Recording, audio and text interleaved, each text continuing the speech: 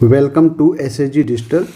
आज हम इस वीडियो में आपको जनवरी 2025 22 जनवरी 2025 शिफ्ट 1 का पेपर डिस्कस कर रहे हैं। देखिए पहला क्वेश्चन क्या है। The number of non empty equivalence relation on the set 1 2 3 3 element दिए गए हैं 1 2 3। हमें बनाना है कि कितने इक्विवेलेंस रिलेशन बन सकते हैं। पहले हम देखें इक्विवेलेंस रिलेशन क्या होते हैं। तो इक्विवेलेंस रिलेशन के लिए कोई भी रिलेशन यदि वो सिमेट्रिकल है, रिफ्लेक्सिव है और ट्रांजिटिव है तो हम बोलेंगे वो रिलेशन इक्विवेलेंस है। तो रिफ्लेक्सिव क्या होता है यहाँ पे। रिफ्लेक्सिव के लिए हमको बताना पड़ेगा कि यदि कोई एलिमेंट A अपने आप में रिलेटेड है या दोनों A और A बिलोंग्स टू R होना चाहिए। दूसरा सिमेट्रिक के लिए यदि हम मान लें कि A B यदि R की एलिमेंट हैं तो हमें दिखाना पड़ेगा देन B और A ऑर्डर इनका चेंज करके ये भी दिखाना पड़ेगा कि ये भी R के एलिमेंट होंगे। और तीसरा इसको होना पड़ेगा ट्रांजिटिव। तो ट्रांजिटिव के लिए हमारे पास 3 एलिमेंट लेने पड़ेंगे और हमें दिखाना पड़ेगा कि यदि A B belongs to R है एंड यदि यहाँ पे B और C यदि ये एलिमेंट R के हैं देन A और C भी एलिमेंट यहाँ पे R में होंगे। यदि कोई रिफ्लेक्सिव होगा, सिमेट्रिकल होगा और ट्रांजिटिव होगा तभी हम बोलेंगे कि ये जो सेट है ये इक्विवेलेंस होगा। तो देखिए यहाँ पे पहले हम रिफ्लेक्सिव के लिए यहाँ पे हम एक सेट बनाते हैं, पॉसिबिलिटी निकालते हैं। पहले R1 देखते हैं क्या क्या पॉसिबिलिटीज बन सकती हैं। तो इसमें हम क्या करते हैं, पहले देखें 1 का 1 के साथ रिलेशन ले लें और 2 का 2 के साथ ले लिया और 3 का 3 के साथ ले लिया। तो देखिए यहाँ पे ये रिफ्लेक्सिव तो है। यदि कोई यहाँ पे प्योरली रिफ्लेक्सिव है तो ये सिमेट्रिकल भी हो जाएगा और ये रिफ्लेक्सिव भी हो जाएगा। रिफ्लेक्सिव तो है, सिमेट्रिकल और ट्रांजिटिव तीनों हो जाएंगे। अब देखें दूसरा क्या रिलेशन बन सकता है। हम R2 लेके चलें तो R2 इक्वल टू ये एलिमेंट तो हम इंक्लूड ही करें 1 1 2 2 और 3 3। इसके साथ यदि यहाँ से हम ले लें 1 और 2 ले लें तो 1 2 लेने के लिए हमको यहाँ पे 2 1 भी लेना पड़ेगा तभी ये सिमेट्रिकल होगा। तो देखिए ये 1 1 2 2 3 3 ये तो रिफ्लेक्सिव, सिमेट्रिकल, ट्रांजिटिव है। यहाँ पे 1 2 तो 2 1 भी प्रेजेंट है, मतलब ये सिमेट्रिकल भी हो गया। और 1 2 और 2 1 से यदि हम 2 2 एलिमिनेट कर दें तो 1 1 1 1 यहाँ प्रेजेंट है, मतलब ये जो है वो सिमेट्रिकल भी हो जाएगा, ट्रांजिटिव भी हो जाएगा। अब देखें एक और क्या पॉसिबिलिटी बन सकती है। तीसरा रिलेशन देखें R3 इक्वल टू तो ये ले लें 1 1 ये तो प्रेजेंट हर में रहेगा, 2 2 3 3। अब ये 1 2 लिए हैं, दूसरा एलिमेंट हम यहाँ पे 2 3 ले लें। अब यदि यहाँ पे हम लेते हैं 2 और 3 तो हमें सिमेट्रिकल के लिए 3 और 2 भी लेना पड़ेगा। तो बिल्कुल सेम केस हो गया कि 2 3 3 2 तो सिमेट्रिकल हो गया और 3 3 एलिमेंट हो गए। 2 3 3 2 में 3 3 एलिमेंट हो गया तो 2 2 यहाँ प्रेजेंट है, मतलब ये ट्रांजिटिव भी हो जाएगा। अगला पॉसिबिलिटीज़ देखें यहाँ पे R4 देख लें। चौथा कंडीशन क्या बन सकती है यहाँ पे, तो ये 1 1 ये 2 2 यहाँ पे 3 3। अब हमने 1 2 ले लिया, 2 3 ले लिया, अब यहाँ पे 1 3 ले लें। तो 1 3 लिया है तो सिमेट्रिकल होने के लिए हमको यहाँ पे 3 1 भी लेना पड़ेगा। तो देखें यहाँ पे 3 3 एलिमेंट हो जाए तो ये 1 1 यहाँ प्रेजेंट है, मतलब ये R4 तीनों हो गया, रिफ्लेक्सिव भी हो गया, सिमेट्रिकल भी हो गया और ट्रांजिटिव भी हो गया। अब देखें R5 पांचवा रिलेशन क्या बन सकता है। पांचवा रिलेशन में सबको हम इंक्लूड कर दें। सबको यदि हम इंक्लूड करें यानी यहाँ पे हो जाएगा ये 1 1 2 2 3 3 फिर 1 2 के साथ 2 1 फिर 2 3 के साथ हम ले लें 3 2 और 1 3 के साथ हम ले लें यहाँ पे 3 1। तब देखें पूरा जो R5 है ये भी रिफ्लेक्सिव भी है, सिमेट्रिकल भी है और ट्रांजिटिव भी है। इसका मतलब ये इक्विवेलेंस है। तो ये टोटल आपके पास 5 पॉसिबिलिटीज बन सकती हैं जब यहाँ पे पूछा है the number of non empty equivalence relation on the set 1 2 3। तो ये 1 2 3 लेकर के हम ये 5 रिलेशन निकाल सकते हैं जो कि इक्विवेलेंस होगा, क्योंकि सभी के सभी रिफ्लेक्सिव भी हैं, सिमेट्रिकल भी है और ट्रांजिटिव भी है। इसका मतलब जो टोटल नंबर ऑफ रिलेशन यहाँ पे मिलेंगे, ये टोटल रिलेशन इक्वल टू कितने होंगे, टोटल 5 हो जाएंगे। तो देखिए यहाँ पे, तो इसका जो आंसर है फर्स्ट का ये 5 होगा, यानी इसका आंसर थर्ड होगा। Question number 2, let f such that r tends to r with the twice differential function such that fx plus y equal to fx into fy for all xy belongs to r. If f dash 0 equal to 4a and f satisfying f double dash x minus 3a f dash x minus fx equal to 0 or a greater than 0, then the area of the region r equal to xy when 0 less than equal to y less than equal to fax when x lie between 0 से 2 is, ये option दिए गए हैं। तो देखिए यहाँ पे दिया हुआ है पहले कि F X plus Y equal to F X into F Y, ये जो है ये एक पॉलिनोमियल का फॉर्म है जहाँ पे सम प्रोडक्ट का फॉर्म बन रहा है। तो F X plus Y equal to F X into F Y ये तभी ट्रू होता है जब ये एफ एक्स की वैल्यू हो जाएगी ई पावर लैम्डा ए, एक्सपोनेंशियल फंक्शन के लिए ट्रू होगा। तो यहाँ पे हम एफ एक्स को मान एफ एक्स को ले सकते हैं कि F x equal to E power lambda X. अब देखिए यहाँ पे आपके पास F dash 0 equal to 4a दिया हुआ है, तो हम इसका यूज़ करके यहाँ से लैम्डा निकाल लें।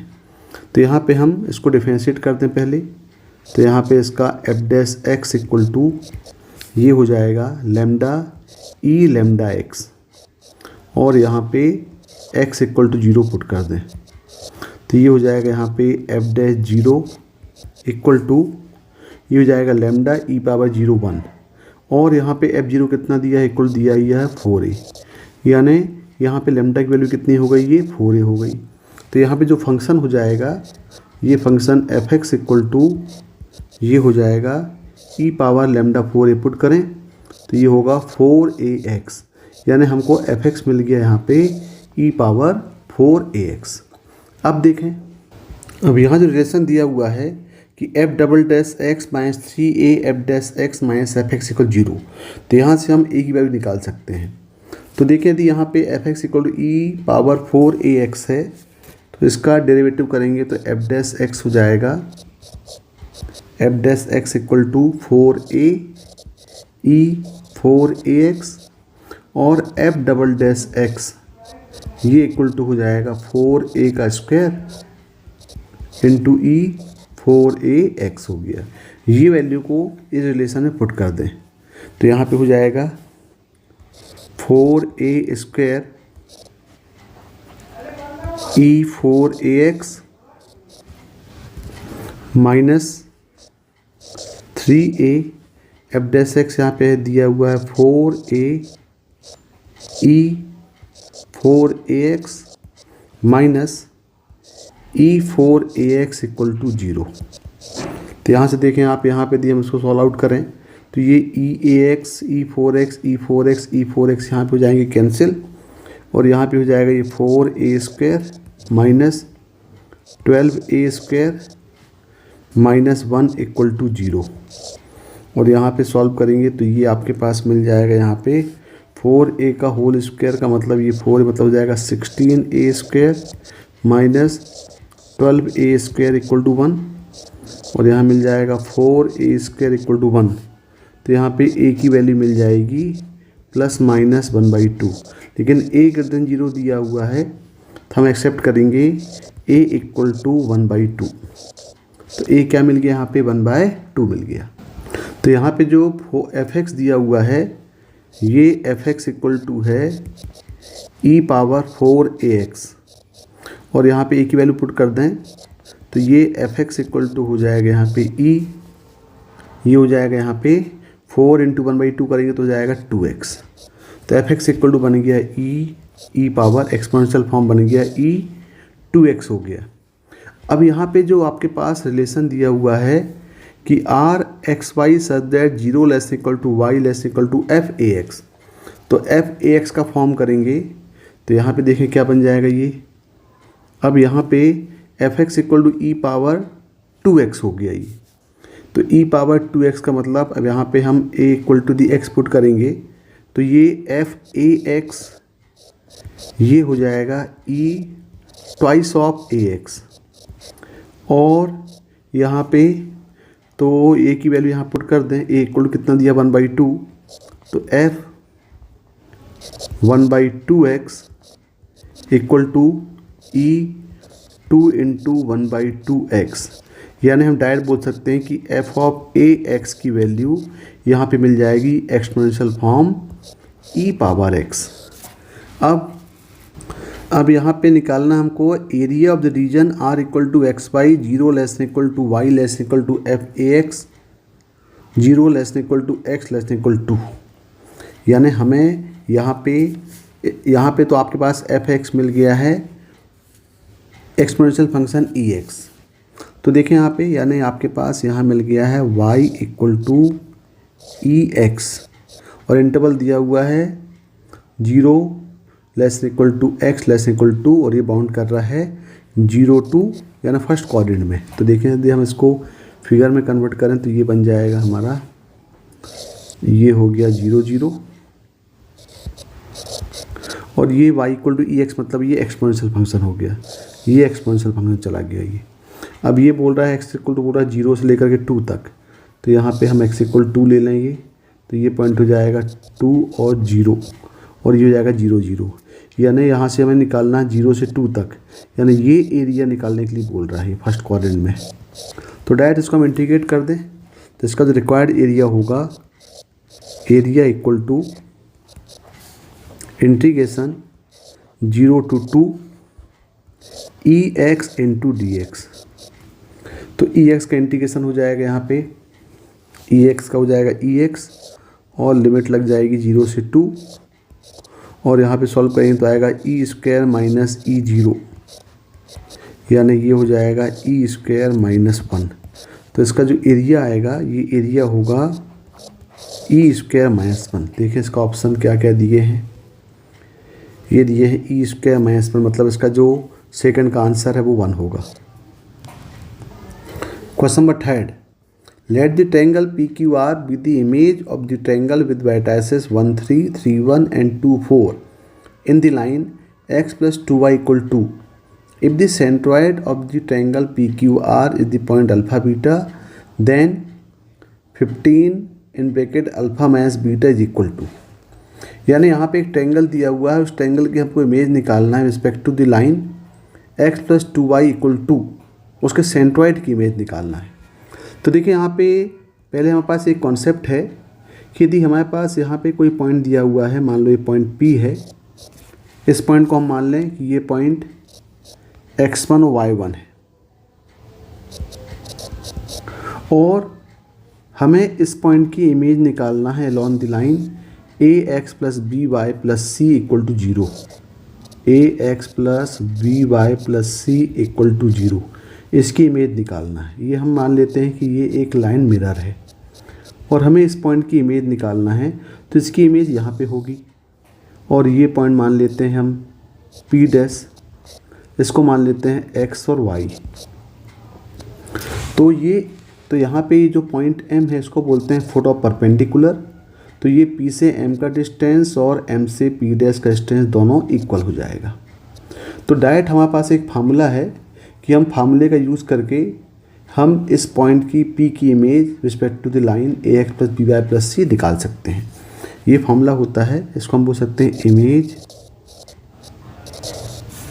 Of point with respect to the line. इसका फार्मूला है x minus x1 by A equal to y minus y1 by B equal to -2 ax1 plus by1 plus C upon A square plus B square. और हम फिर क्या करेंगे, इसको equate करके यहाँ से हम एक्स वाई निकाल सकते हैं, जो कि इस पॉइंट P x1 y1 की इमेज होगी xy। तो देखिए यहाँ पे भी सिमिलर कॉन्सेप्ट हम अप्लाई करते हैं।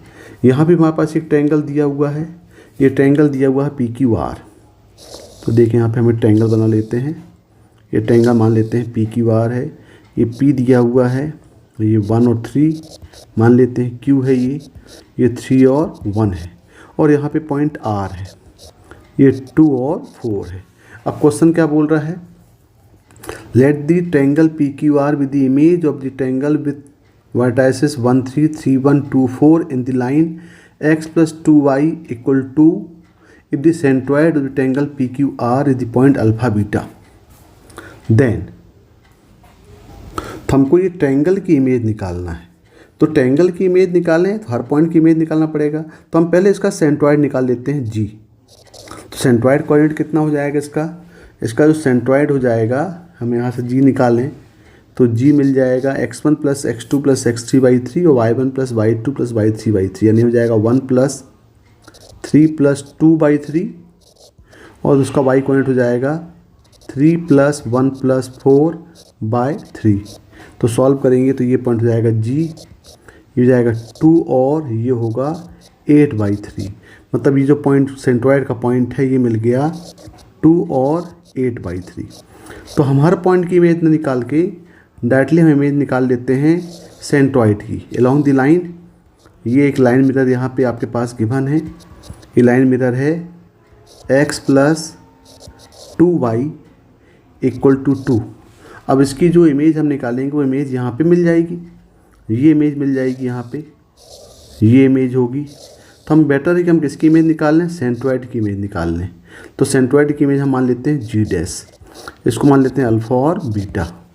तो इसमें हम ये फार्मूला जो यहाँ पे कॉन्सेप्ट जो फार्मूला लिखे हैं ये फार्मूला यहाँ पे अप्लाई कर दें तो क्या हो जाएगा, यहाँ पे देखें ये हो जाएगा अल्फ़ा माइनस 2/a, a मतलब हो गया 1 equal to beta minus 8/3 upon 2 equal to -2, ax मतलब हो गया 1 into 2 plus 2 into 8/3 minus 2 upon 1 square plus 2 square.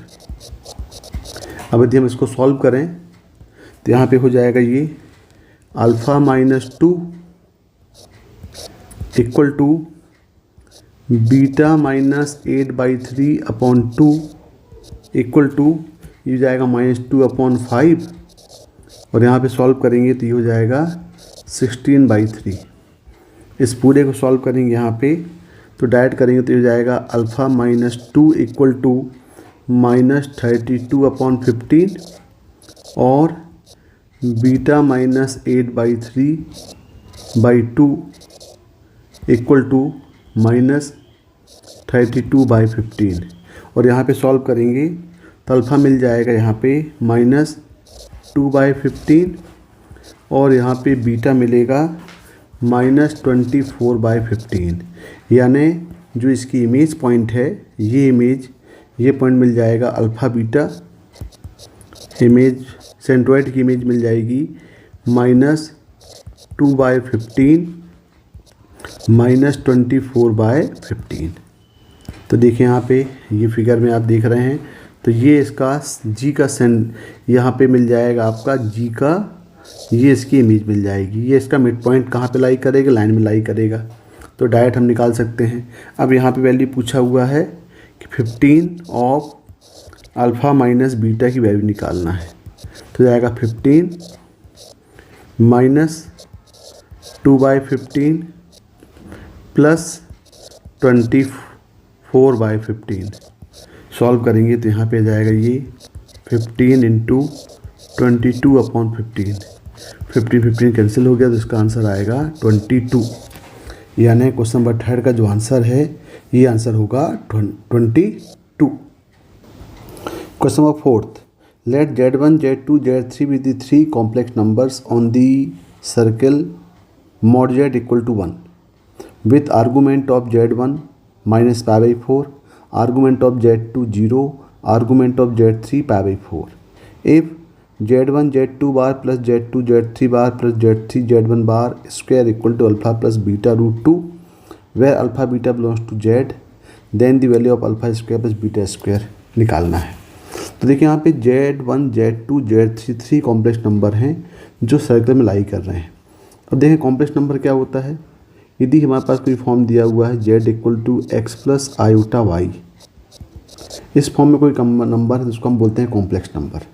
इसका जो मैग्नीट्यूड है मॉड ऑफ Z ये हो जाएगा root of x square plus y square, और इसका यदि हम आर्गूमेंट निकालें, argument of Z that is theta, ये इक्वल टू होगा mod of tan inverse mod of y upon x, ये बोल सकते हैं यहाँ पे mod of y upon x.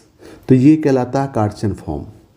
इसका दूसरा फॉर्म होता है पोलर फॉर्म, ये होता है Z equal to r cos theta plus i sine theta. यहाँ पे थीटा जो है वो इसका आर्गूमेंट है, एंगल है, और यदि हम इसको यूलर में कन्वर्ट कर दें तो ये हो जाएगा आर ई आई थीटा। यहाँ पे आर जो होता है उसका मॉड होता है, तो Z इक्वल टू हो जाएगा mod of Z e i theta. यहाँ पे थीटा इसका आर्गूमेंट होता है, थीटा इसका आर्गूमेंट हो गया, और ये Z मॉड ऑफ Z इसका मैग्नीट्यूड हो गया। तो ये सबसे बेटर होता है जब आपके पास कोई भी क्वेश्चन में आर्गूमेंट और उसका मैग्नीट्यूड दिया है तो हम ये फॉर्मूला अप्लाई करते हैं। तो यहाँ पे दिया हुआ है कि Z1 Z2 Z3 lie on the circle.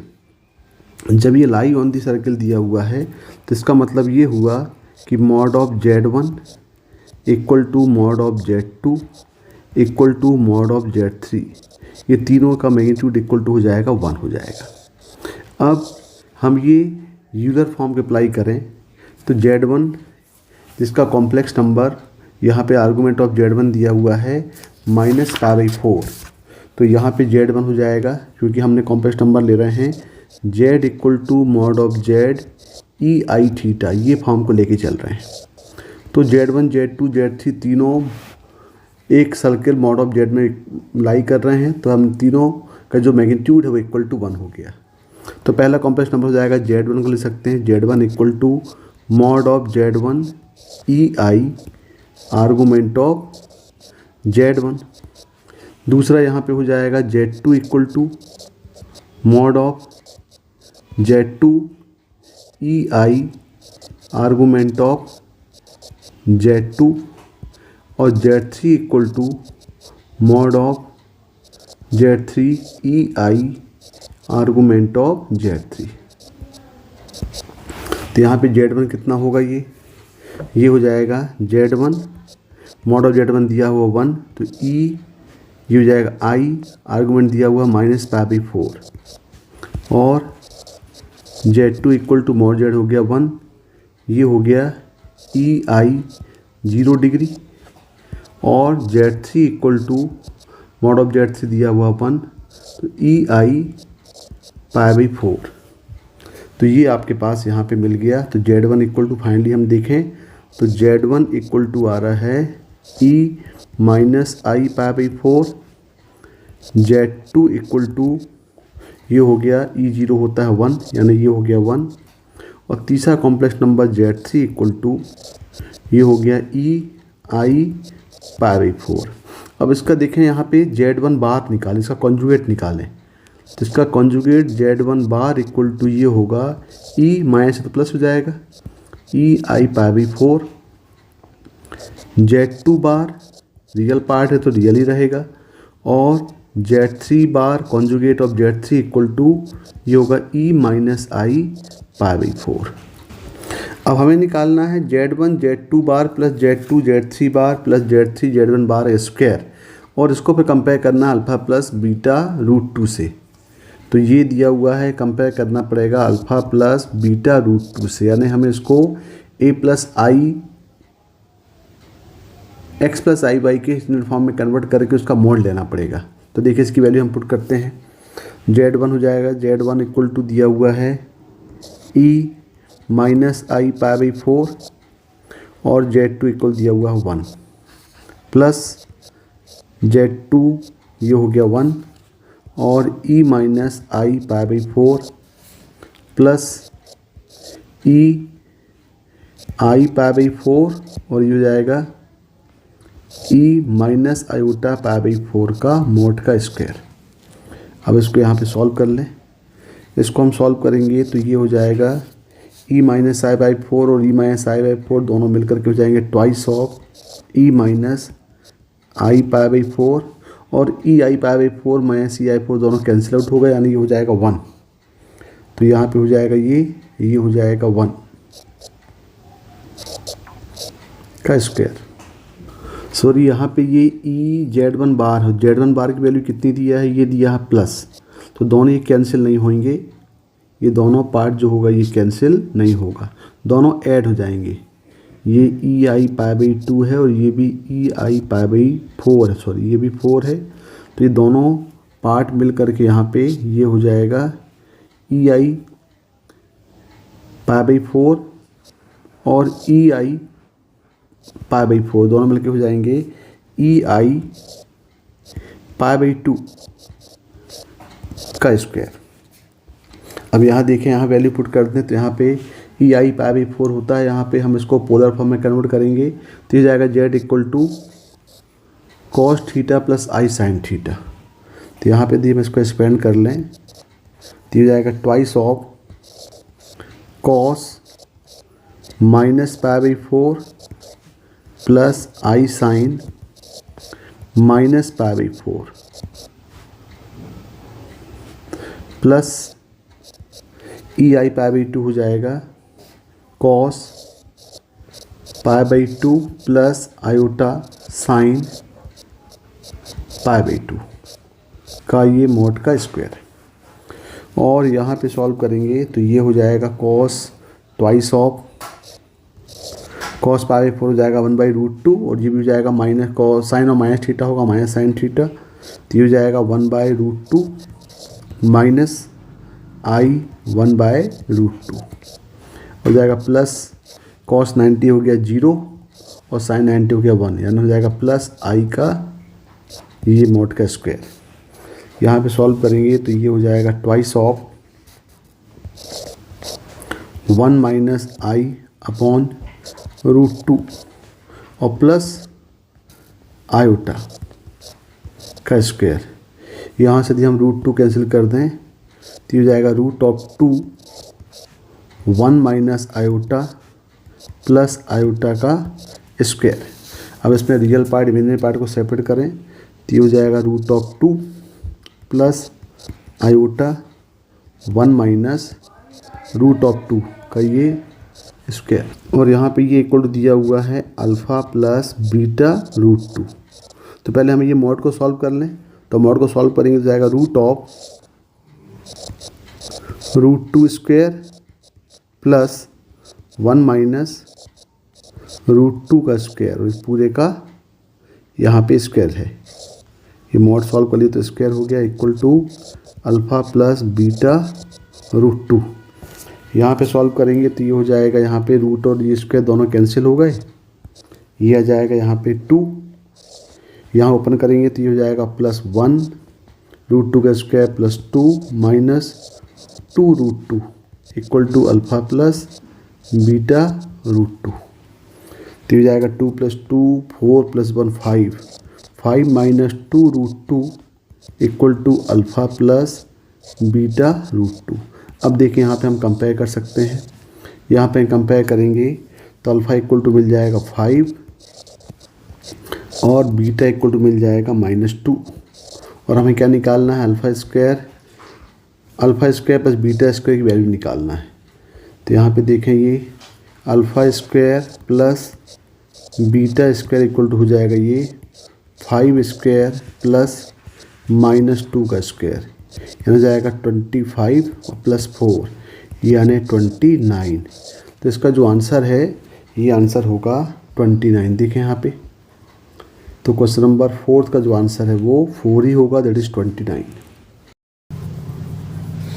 Question number 5, using the principal values of the inverse trigonometrical function the sum of the maximum and minimum values of 16 sec inverse x square plus cosec inverse x square is. तो हमें ये expression जो दिया हुआ है trigonometrical equation inverse trigonometrical equation, इसका minimum और maximum value का सम निकालना है। तो हम एक इसको फंक्शन मान लेते हैं। मान लें कि F x equal to 16 sec inverse x square plus cosec inverse x square. अब यहाँ पे हमें मालूम है कि सेक इनवर्स एक्स और कॉसेक इनवर्स एक्स आइडेंटिटी होती है कि sec inverse x plus cosec inverse x दोनों का सम हो जाता है इक्वल टू π/2। और तो ये π/2 कब होगा? जब सेक इनवर्स एक्स की जो रेंज है, सेक इनवर्स एक्स ये लाई करेगा 0 से पाई के बीच में, जहाँ पे π/2 इंक्लूड नहीं होगा। और कॉसेक इनवर्स एक्स की जो रेंज होगी ये हो जाएगी -π/2 से π/2 के बीच में, जहाँ पे 0 इंक्लूड नहीं होगा। तो ये हमें इसकी प्रिंसिपल वैल्यू यहाँ पे ध्यान देनी पड़ेगी। तो पहले हम इस एक्सप्रेशन में कि कॉसेक इनवर्स को हम सेक में कन्वर्ट करते हैं। तो यहाँ हो जाएगा F x equal to 16 times of sec inverse x square plus ये हो जाएगा π/2 minus sec inverse x square. अब यहाँ पे ब्रैकेट को ओपन कर दें। ब्रैकेट को ओपन करेंगे तो यहाँ हो जाएगा 16 sec inverse x square plus यहाँ पे a minus B whole square लगा दें। तो ये हो जाएगा sec inverse x square plus π² 4 minus 2π/2 into sec inverse X, मतलब हो जाएगा -π सेक इनवर्स एक्स। इसको सिंप्लीफाई करेंगे तो ये हो जाएगा sec inverse x square, sec inverse x square हो जाएगा twice of sec inverse X का square minus π sec inverse x और प्लस हो जाएगा ये π² 4। अब यदि हम सेक इनवर्स एक्स को एक नया फंक्शन t मान लें कि sec inverse x equal to t, तो एक ये फंक्शन बन गया। यहाँ पे t कहाँ पे लाई करेगा? t यहाँ पे लाई करेगा 0 से पाई माइनस π/2। तो सेक इनवर्स एक्स को t मान के एक नया फंक्शन मान लेते हैं, इसको मानते हैं एफ टी। ये इक्वल टू हो जाएगा twice of t² minus πt plus π² 4। अब इसको मैक्सिमाइज कर दें। मैक्सिमाइज मिनिमाइज का मतलब हुआ कि इसको हम डिफरेंशिएट करके इसका डेरिवेटिव 0 करें और क्रिटिकल पॉइंट निकाल के फिर हम चेक करते हैं कि उसके पॉइंट्स क्या आ रहे हैं। तो यहाँ पे f' इक्वल टू ये हो जाएगा 4t माइनस पाई और इसको हम कर देते हैं 0। तो यहाँ पे t की वैल्यू मिल गई, आपके पास मिल गई π/4, यानी एक वैल्यू t इक्वल टू π/4 मिल जा रही है। और तो यहाँ पे जो t है इसका मतलब ये हो गया कि sec inverse x equal to ये मिला π/4। तो यहाँ पे हमारे पास सेक इनवर्स x की देखें वैल्यू 0 से पाई, जहाँ पे π/2 इंक्लूड नहीं है, और यहाँ पे सेक इनवर्स x हो गया π/4। यानी हमारे पास यहाँ पे सेक इनवर्स x की यदि हम पॉइंट वैल्यू निकालें तो यहाँ पे हमारे पास पॉसिबल वैल्यूज मिल रही हैं 0, पाई और ये π/4।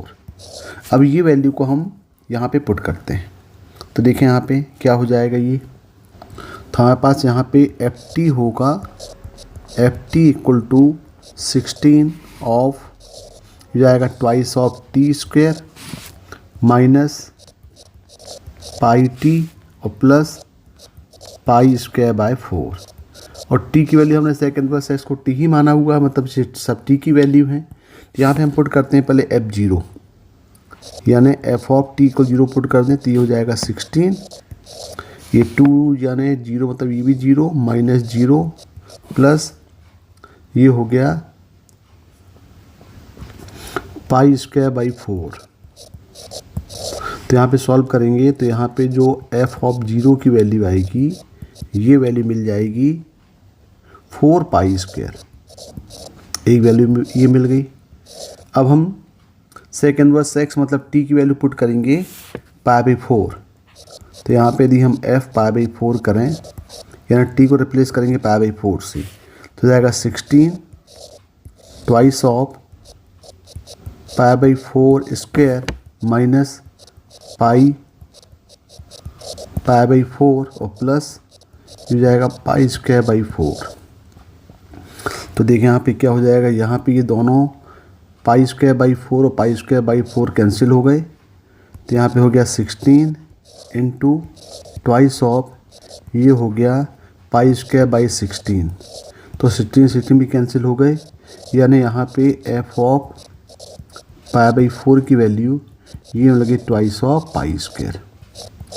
तो हमने f0 निकाल लिया, f π/4 निकाल लिया। अब निकाल रहे हैं f ऑफ पाई की वैल्यू।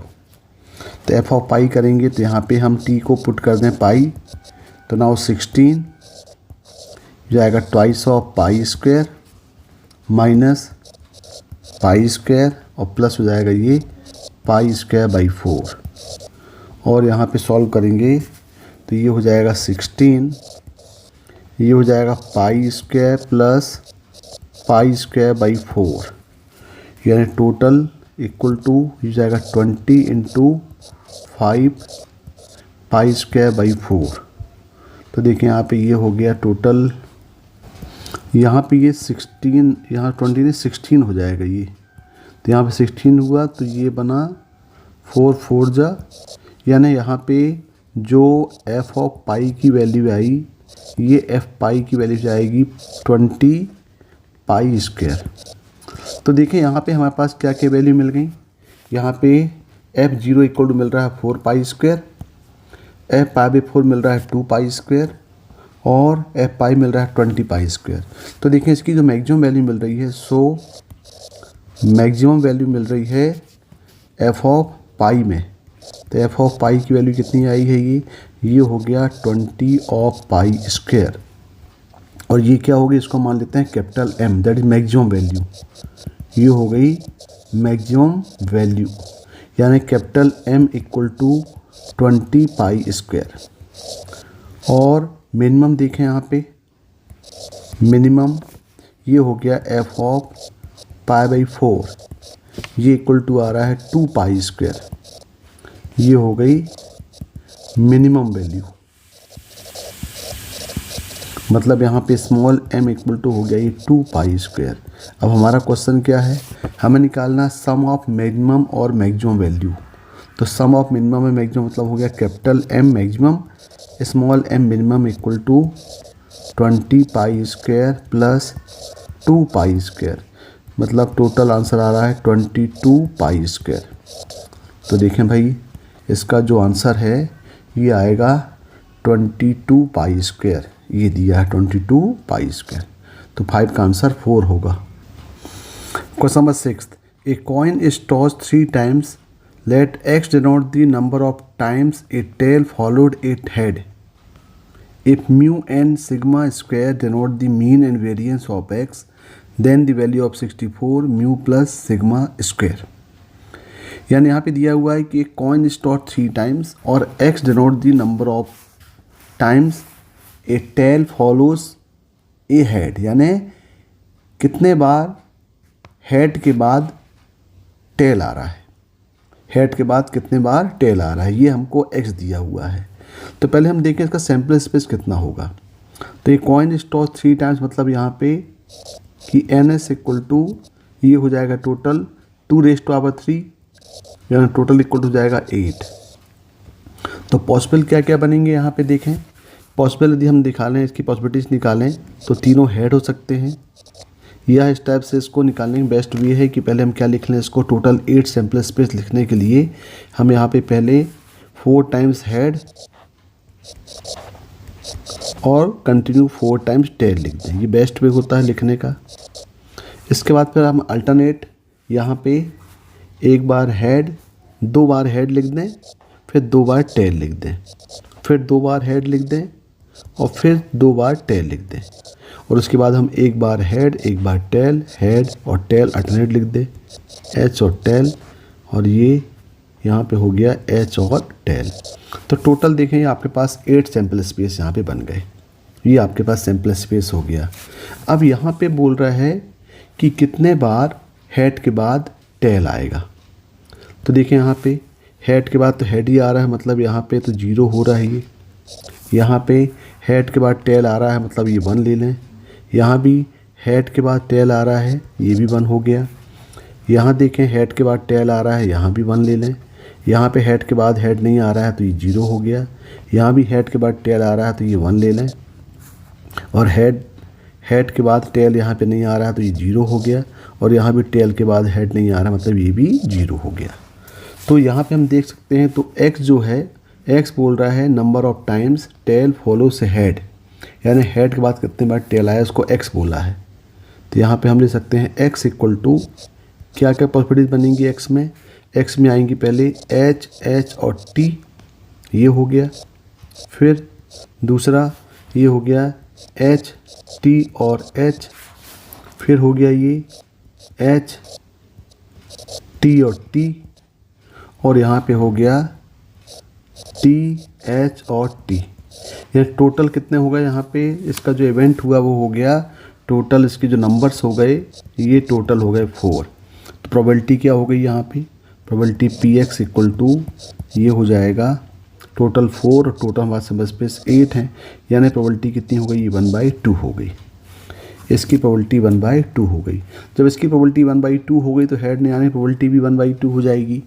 तो यहाँ पे देखें, तो यहाँ पे हम टेबल बना लें पहले xi। तो xi में यहाँ पे हो जाएगा 0 और एक बार आएगा यहाँ पे 1। और फिर इसकी प्रोबेबिलिटी निकाल लें pxi। तो ये प्रोबेबिलिटी 4/8, मतलब यहाँ भी 1/2 और 1 आने के लिए भी 4/8, यानी इसकी प्रोबेबिलिटी भी 1/2 हो जाएगी। अब इसका निकाल लें मीन। तो मीन क्या होता है यहाँ पे, मीन दैट इज म्यू, ये होता है sigma of pi into xi। अब pi इंटू xi करेंगे तो 0 इंटू 1/2 प्लस 1 इंटू 1/2, यानी इसमें जो ये हो जाएगा 1/2। तो मीन जो हो गया इसका मीन आएगा 1/2 हो जाएगा। नाउ फिर क्या बोल रहा है, मीन के बाद दिया हुआ है, ये बोल रहा है वेरिएंस। तो वेरिएंस हो जाएगा वेरिएंस यानी रो स्क्वायर, ये इक्वल टू होता है सिग्मा ऑफ pi xi का स्क्वायर और माइनस हम यहाँ पे सिग्मा ऑफ pi xi मतलब म्यू, मीन का स्क्वायर। तो इसको हम डायरेक्ट कर सकते हैं, ये इक्वल टू हो जाएगा pi इंटू xi मतलब 0 square into 1/2 plus 1 square into 1/2 और माइनस, ये तो मालूम है आपको, ये तो म्यू दिया हुआ सिग्मा ऑफ pi xi, मतलब ये डायरेक्टली 1/2 का स्क्वायर हो जाएगा। तो यहाँ पे आ गया 0 और ये हो गया 1/2 माइनस 1/4, यानी ये इक्वल टू हो रहा है 1/4। तो इसमें जो वेरिएंस हो गया ये आ गया 1/4 आ गया, म्यू स्क्वायर इक्वल टू 1/4। अब क्वेश्चन में दिया हुआ है हमें निकालना है 64 म्यू प्लस रो स्क्वायर। तो ये जाएगा 64 म्यू आ गया है 1/2 प्लस 1/4। तो ये हो गया 64, इसका एलसीएम लेंगे तो आएगा 3, यानी ये हो जाएगा 3/4, यानी यहाँ पे हो जाएगा ये 48। तो इसका जो आंसर है वो आएगा 48 आंसर आएगा इसका, 6 का आंसर 48 यानी 2 होगा। Question number 7, let a1, a2, a3 be in GP of the increasing positive term. If a1, a5 equal 28 and a2 plus a4 equal 29, then a6 equal to, यानी यहाँ पे आपके पास पहले a1, a2, a3 GP में दिया हुआ है और यहाँ दिया पॉजिटिव इंक्रीजिंग पॉजिटिव टर्म्स मतलब r ग्रेटर देन 0 होगा, और a1, a5 इक्वल 28 और a1 प्लस a4 इक्वल 29। तो मान लेते हैं कोई सीरीज ले लें जीपी की, जिसका फर्स्ट टर्म, इसका जो फर्स्ट टर्म है ये फर्स्ट टर्म इक्वल टू हम मान लेते हैं ए, और इसका जो कॉमन रेशियो है इसको मान लेते हैं इक्वल टू आर। तो एज पर क्वेश्चन यहाँ पे दिया हुआ है A1 और A5 ये इक्वल दिया हुआ है 28। तो A1 A5 का मतलब हो गया A1 यानी फर्स्ट टर्म A हो जाएगा और A4 हो जाएगा AR4 इक्वल टू 28। तो ये हो गया A² and R4 equal to 28। इसको हम मान लेते हैं क्वेश्चन नंबर 1। और एक और कंडीशन दिया हुआ है, यहाँ पे कंडीशन दिया हुआ है A1 plus A4 equal to 29। तो A1 यहाँ पे A2 है, sorry A2 plus A4 equal 29। A2 हो जाएगा AR और A4 हो जाएगा AR3। ये इक्वल दिया है 29। यहाँ से हम AR कॉमन ले लें तो जाएगा 1 प्लस R² इक्वल टू 29। अब देखें यहाँ पे हमारे पास A² R² इक्वल 28 दिया है, दोनों को अरेंज करें तो यहाँ पे हम स्क्वायरिंग कर दें। यदि यहाँ पे स्क्वायरिंग करें बोथ साइड तो ये हो जाएगा A² R² 1 प्लस R² का स्क्वायर इक्वल टू 29 का स्क्वायर। इसको क्वेश्चन नंबर 2 मान लें। अब 1 और 2 से हम कोशिश कर रहे हैं AR निकालने का। तो यहाँ पे 1 को हम 2 से डिवाइड करते हैं, 1 डिवाइडिंग बाई 2। तो देखिए क्या हो जाएगा, ये होगा A² R4 upon A² R² 1 plus R² square equal to 28 upon 29 का स्क्वायर। यहाँ पे देखेंगे उस कैंसिल हो जाएगा, यहाँ पे A² कैंसिल आउट हो गया, ये यहाँ पे 2 बचा, यानी यहाँ पे बच गया R² अपॉन 1 प्लस R² का स्क्वायर इक्वल टू 28 अपॉन 29 का स्क्वायर। और यदि यहाँ पे हम इसको अंडर रूट ले लें दोनों तरफ, यदि यहाँ पे हम रूट ले लें तो इसको हम क्या ले सकते हैं, ये हो जाएगा R upon 1 plus R² equal to √28 upon ये हो जाएगा 29। और यदि हम इसको अरेंज करें यहाँ पे तो इसको हम ले सकते हैं देख करके, तो ये हो जाएगा, इसको ले सकते हैं √28 और ये हो जाएगा 1 प्लस √28 का स्क्वायर। तो यदि हम यहाँ पे कंपेयर कर लें R upon 1 plus R² equal to √28 upon 1 plus √28 square compare करें तो सिंपली हम बोल सकते हैं कि R इक्वल टू ये आ गया √28 आ गया। ये R की वैल्यू मिल गई। अब जब ये R मिल गई तो हम फ्रॉम इक्वेशन 1 से, अब ये इक्वेशन 1 क्या है, A² R4 इक्वल टू 28 है। तो A² R4 इक्वल टू 28, यहाँ से हम R की वैल्यू पुट करें तो जाएगा A² R हो जाएगा ये √28 स्क्वायर पावर 4 इक्वल टू 28, यानी ये हो जाएगा A² इंटू जाएगा 28 का स्क्वायर इक्वल टू 28 कैंसिल हो गए। तो यहाँ आ गया A² इक्वल टू 1 अपॉन 28 और A इक्वल टू आ गया 1 अपॉन √28। देखिए यहाँ पे A और R दोनों वैल्यू मिल गई। अब हमें निकालना है वैल्यू ऑफ A6। तो A6 कितना हो जाएगा, मतलब इस GP का 6 टर्म निकालना है। तो A6 इक्वल टू हो जाएगा AR पावर 5। तो A कितना दिया है, ये दिया है 1 अपॉन √28 और ये दिया हुआ है √28 की पावर 5। तो इसको हम क्या ले सकते हैं, ये हो जाएगा 1 अपॉन √28, ये हो जाएगा √28 इंटू √28 की पावर 4। तो ये कैंसिल हो गए, यानी ये हो गया 28 का स्क्वायर। तो ये इक्वल हो जाएगा 784, यानी इस GP का जो 6 टर्म होगा वो 784 होगा, 784। दैट इज सेवंथ का आंसर थर्ड होगा। Question number 8, let L1 x minus 1/2 equal to y minus 2/3 equal to z minus 3/4 and the line L2 x minus 2/3 equal to y minus 4/4 equal to z minus 5/5 with the two lines.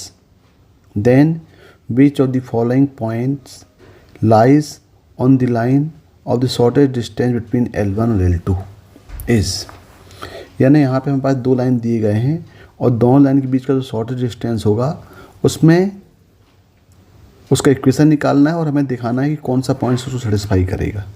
तो देखिए यहाँ पे आपके पास दो line दी गई हैं। मान लो हम पे यहाँ पे लाइन ले लें, एक लाइन यहाँ पे ले लिया हमने L1 और एक लाइन ले लिया हमने यहाँ पे L2। ये L1 है और ये L2 है। तो यहाँ पे हम एक पॉइंट ले लेते हैं पहले L1 में, तो ये इक्वल टू हम लेमडा मान लें। तो ये पॉइंट P जो है ये हो जाएगा 2 लैम्डा प्लस 1, 3 लैम्डा प्लस 2 और 4 लैम्डा प्लस 3 और एनी पॉइंट ऑन L2, यहाँ पे हमने P पॉइंट मान लिया, ये पॉइंट P हो गया। और L2 हमने एक पॉइंट ले लिया Q, और तो ये परपेंडिकुलर होगा हमेशा यहाँ पे। तो ये पॉइंट हमने Q लिया तो Q पॉइंट हो जाएगा यहाँ पे, इसको हमने मान लिया म्यू। तो ये हो गया 3 म्यू प्लस 2, 4 म्यू प्लस 4 और 5 म्यू प्लस 5। ये P और Q है। अब यहाँ पे जो L1 इसके जो डायरेक्शन रेशियो हैं, डायरेक्शन कोसाइन हम बोल सकते हैं इसके, जो डायरेक्शन रेशियो हो जाएंगे 2, 3, 4, इसके जाएंगे 2, 3 और 4, ये इसके अलॉन्ग हो जाएगा। और x1 ये L1 की, और हम L2 के अलॉन्ग ले लें तो ये हो जाएगा आपका 3, 4, 5, 3, 4 और 5 हो जाएगा। अब यहाँ पे देखें कि पहले हम निकाल लें direction ratio of PQ। P और Q दोनों पॉइंट्स आपको मिल गए हैं, तो हम निकाल सकते हैं direction ratio of PQ, vector PQ। तो ये हो जाएगा 3 mu plus 2, 3 mu plus 2 minus 2 lambda minus 1, 4 mu plus 4 minus 3 lambda minus 2, और ये जाएगा 5 mu plus 5 minus 4 lambda plus 3। इसको हम सिंप्लीफाई करेंगे तो यहाँ पे आएगा 3 mu minus 2 lambda plus 1, 4 mu minus 3 lambda plus 2, 5 mu minus 4 lambda plus 8। तो ये होगा डायरेक्शन, ये मिल गए डायरेक्शन रेशियो ऑफ PQ मिल गए। अब देखें यहाँ पे, अब यहाँ पे हम देख रहे हैं कि ये जो PQ है ये इस L1 में परपेंडिकुलर है और ये जो PQ है ये L2 में परपेंडिकुलर है, यानी इसके जो डायरेक्शन रेशियो होगा PQ का और लाइन L1 के दोनों का जो डॉट प्रोडक्ट है वो 0 होगा। बिल्कुल similar direction ratio of PQ and direction ratio of line L2 दोनों का डॉट प्रोडक्ट भी यहाँ पे क्या हो जाएगा, ये 0 हो जाएगा। तो यदि हम देखें यहाँ पे, तो since PQ, vector PQ is perpendicular to L1, दोनों का डॉट प्रोडक्ट हो जाएगा 0।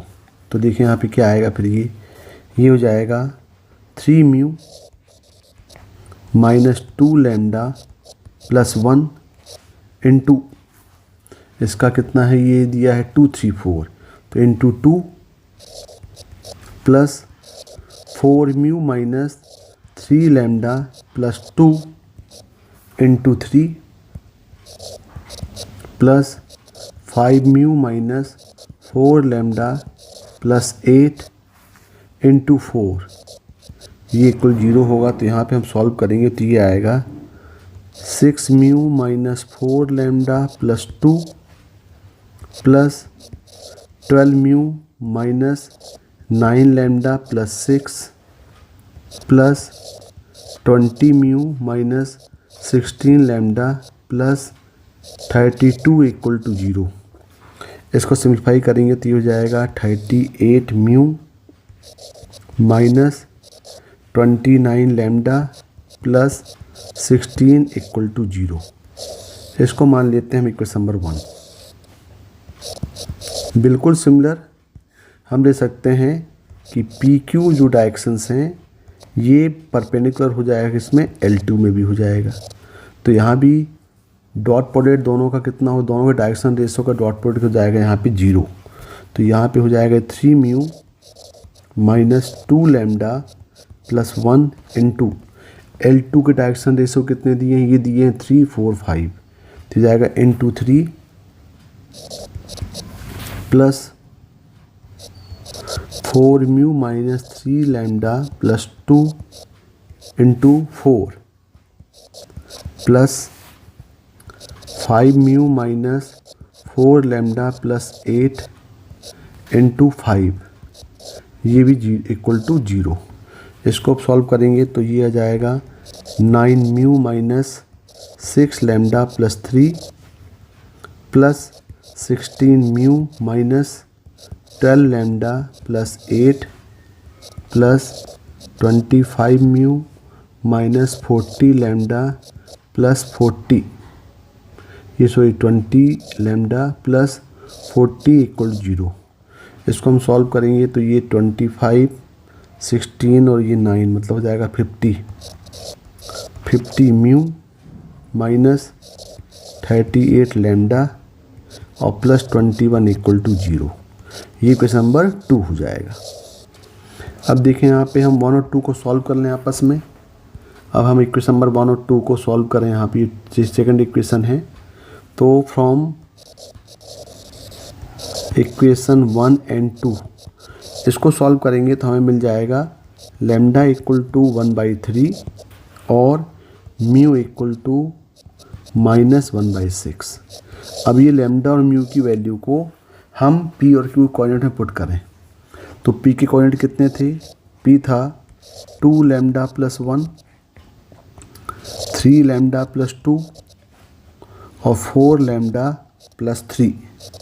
यहाँ पे हम लैम्डा इक्वल 1/3 पुट करें तो जो पी के कोऑर्डिनेट्स हैं, ये पी के कोऑर्डिनेट्स मिल जाएंगे 5/3, 3 और ये हो गया 13/3। बिल्कुल सिमिलर यहाँ पे हम क्यू के कोऑर्डिनेट देखें, क्यू के कोऑर्डिनेट थे 3 mu plus 2, 4 mu plus 4 and 5 mu plus 5। यहाँ पे हम म्यू इक्वल टू -1/6 पुट करें तो क्यू के कोऑर्डिनेट मिल जाएंगे 3/2, 10/3, 25/6।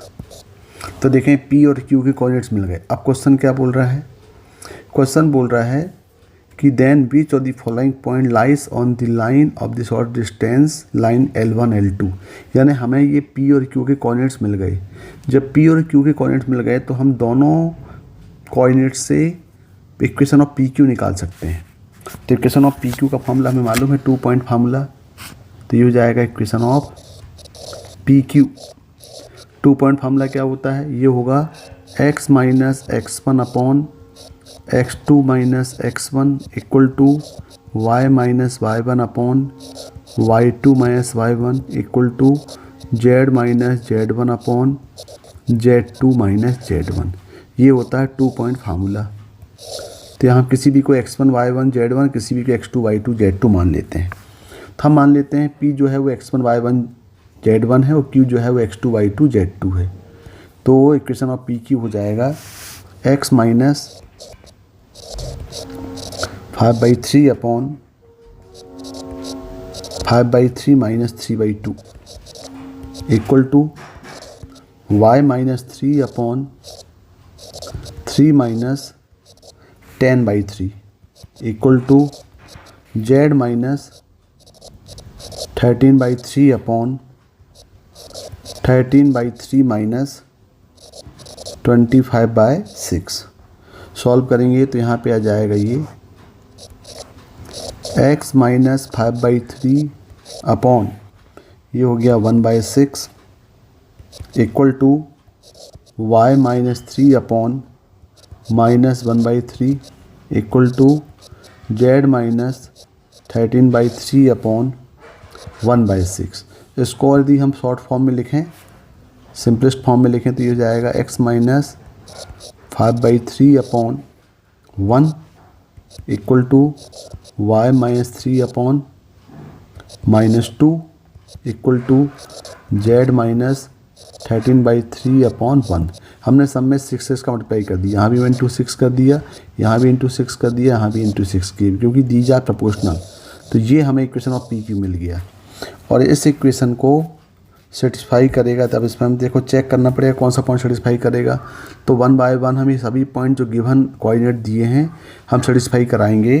तो ये जो फोर्थ कोऑर्डिनेट मिल रहा है ये 14/3 माइनस 3 और 22/3 सेटिस्फाई करेगा। तो इसको जो सेटिस्फाई करेगा point 14/3 minus 3 and 22/3 satisfying this equation. So we can say the point 14/3 minus 3 and 22/3 lie on एक लाइन ऑफ पी क्यू। यहाँ पे -3 होगा, ये -3 है। तो इसका जो आंसर होगा क्वेश्चन नंबर 8 का आंसर ये 4 होगा। Question number 9, the product of all solutions of the equation e power 5 log x square plus 3 equal to x power 8 equal to x greater than 0। हमें इसमें जितने भी इसके सॉल्यूशंस आएंगे सभी का प्रोडक्ट निकालना है। तो देखिए ये एक्सपोनेंशियल फंक्शन है, दोनों तरफ इसको लॉग लेके सॉल्व किया जा सकता है। हम दोनों तरफ लॉग ले लें। Now for solving such type question taking both side log base E. तो ये हो जाएगा log base E power 5 log x square plus 3 equal to log base E x power 8। तो ये प्रॉपर्टी हमें मालूम है कि कोई भी exponential function log e x equal to ये x हो जाता है। तो डायरेक्ट यहाँ पे ये एलिमिनेट हो जाएगा और ये बन जाएगा 5 log x square plus 3 equal to ये इक्वल टू हो जाएगा 8 log x बेस ई। तो एक log x के लिए क्वाड्रेटिक बन गया, इसको हम अरेंज करें तो ये आएगा 5 log x बेस ई, यहाँ भी बेस ई है, ये बेस ई का square minus 8 log x base e plus 3 equal to 0। अब ये क्वाड्रेटिक लॉगरिथमिक इक्वेशन हो गया। तो यहाँ पे हम मान लेते हैं कि let log x base e equal to t. तो ये क्वाड्रेटिक बन जाएगा, ये बन जाएगा 5t square minus 8t plus 3 equal to 0। अभी तो क्लियर है कि यहाँ जब क्वाड्रेटिक इक्वेशन बना है तो इसके जो होंगे 2 रूट्स होंगे इसमें। तो यहाँ जो बोल रहा है क्वेश्चन कि find the all the solutions of the equation, यानी इसके सॉल्यूशन 2 ही होंगे। तो जब 2 सॉल्यूशन होंगे तो यहाँ पे हम product of roots and sum of roots इसका कॉन्सेप्ट से, उस कॉन्सेप्ट से इसको हम सॉल्व करें। तो मान लो इसके रूट्स t1 t2 हैं, तो यहाँ पे t1 plus t2 equal to ये हो जाएगा माइनस b/a, मतलब हो जाएगा ये 8/5 और t1 t2 ये इक्वल टू हो जाएगा 3/5। अब ये t दिया हुआ है तो ये हम यहाँ पे लॉग के फॉर्म में लिखें तो ये हो जाएगा t1 बन जाएगा log x1, तो log e x1 plus log e x2 equal to 8/5। तो लॉग की प्रॉपर्टी से हो जाएगा ये log base e x1 x2 equal to 8/5। तो यहाँ पे x1 x2 इक्वल टू मिल जाएगा e पावर 8/5। तो ये दोनों का प्रोडक्ट हो गया। ये पूछा हुआ क्वेश्चन में कि दोनों का जो product of all the solutions of the equation, दोनों का प्रोडक्ट मतलब x1 x2 equal to E power 8/5। तो इसका जो आंसर है वो ई की पावर 8/5 मतलब 9 का आंसर 1 होगा। Question number 10, if sigma r equal to 1 to n t r equal to 2n - 1 2n + 1 2n + 3 2n + 5 upon 64 then limit n tends to infinity r equal to 1 to n 1 upon t power r 1 upon t r. यानी हमें इसके reciprocal का सम of infinite term निकालना है।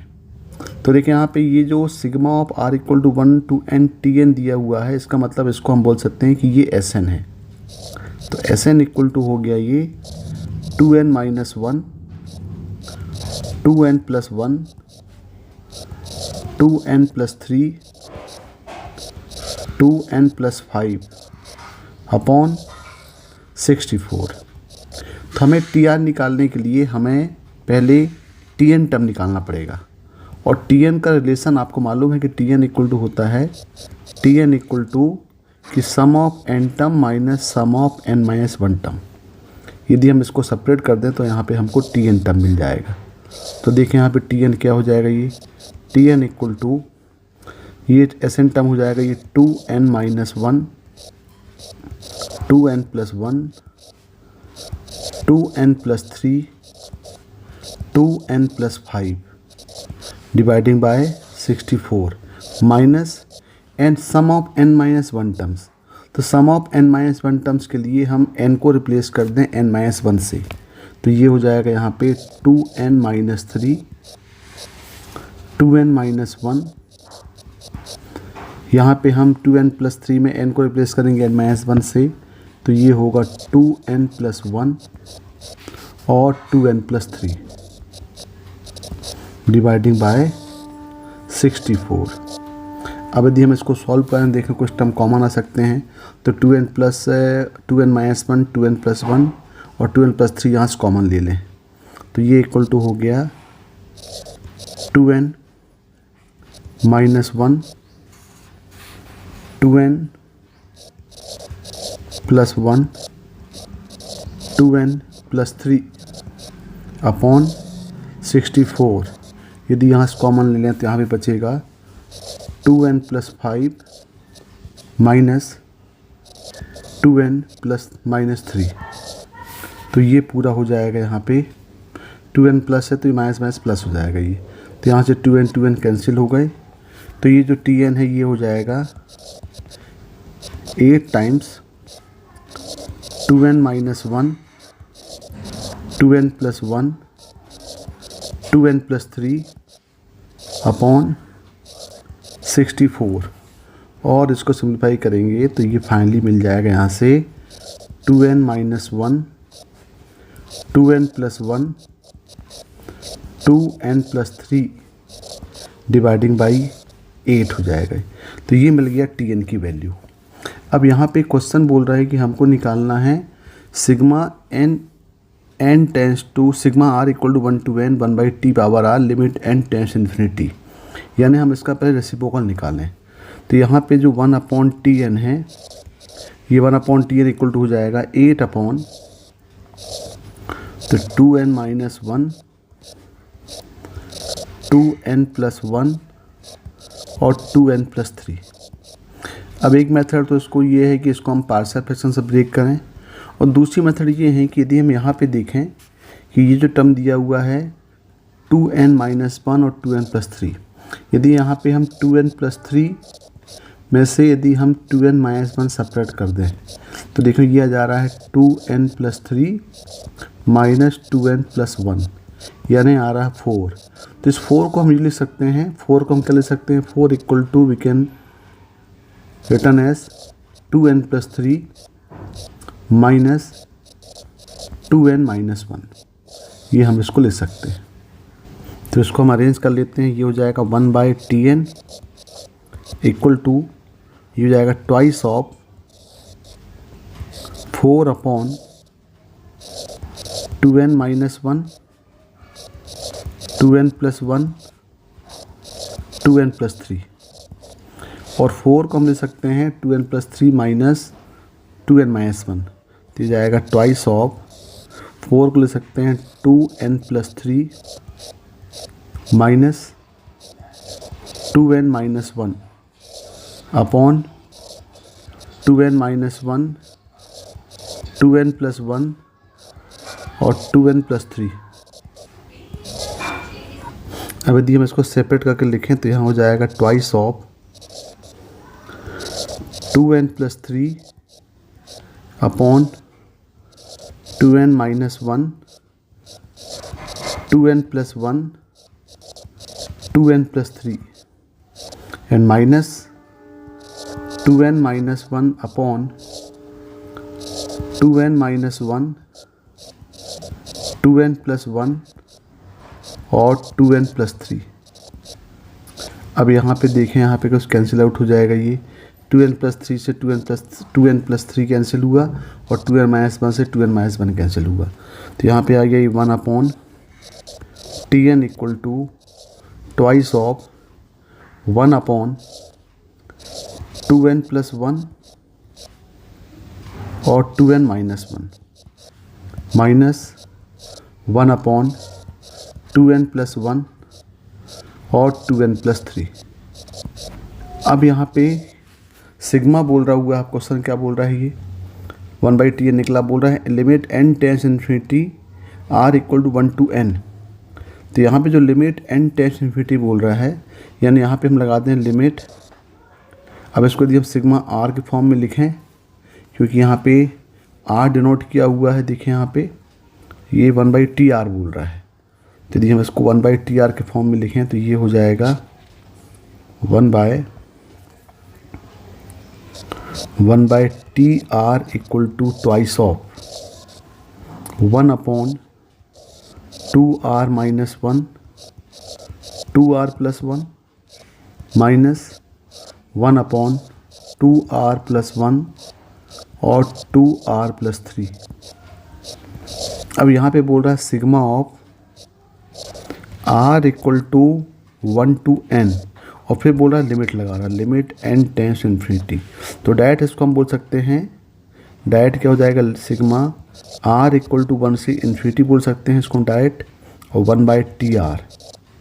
तो यहाँ पे पहले 1 पुट करें तो ये हो जाएगा, यदि हम यहाँ पे 1 पुट करेंगे तो ये आएगा 1 upon 1 into 3 minus 1 upon 3 into 5। फिर हम 2 पुट करेंगे तो प्लस ये हो जाएगा 1 upon 3 into 5 minus 1 upon 5 into 7 and so on up to कहाँ तक जाएगा, इन्फिनिटी तक जाएगा।